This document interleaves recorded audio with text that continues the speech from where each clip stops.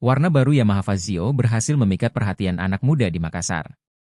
Hal ini terlihat saat pengenalan warna baru Fazio dalam acara Fazio Day di Botlime Space, Jalan Riburane, Makassar. Fazio Day tersebut dihadiri puluhan anak muda, generasi Z, di Makassar yang tergabung dalam komunitas Fazio. Dalam kesempatan itu, dikenalkan beberapa pembaruan produk, mulai warna dan stripping, desain spion, lubang charger dengan USB, dan varian baru anak kunci. Untuk warna unit New Fazio Hybrid Series anak kunci dan non-connected, hadir dengan warna black dan red.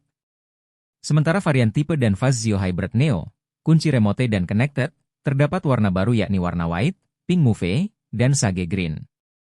Lalu untuk type Fazio Hybrid Lux, kunci remote dan connected, terdapat warna baru titanium dan pearl.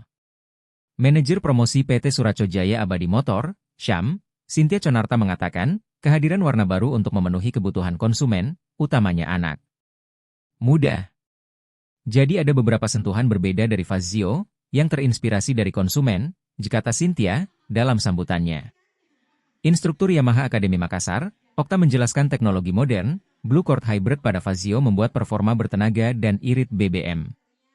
Selain itu, Fazio juga dinilai praktis dipakai dalam berkendara, karena tinggi 750 mm dan berat 95 kg yang pas untuk anak muda.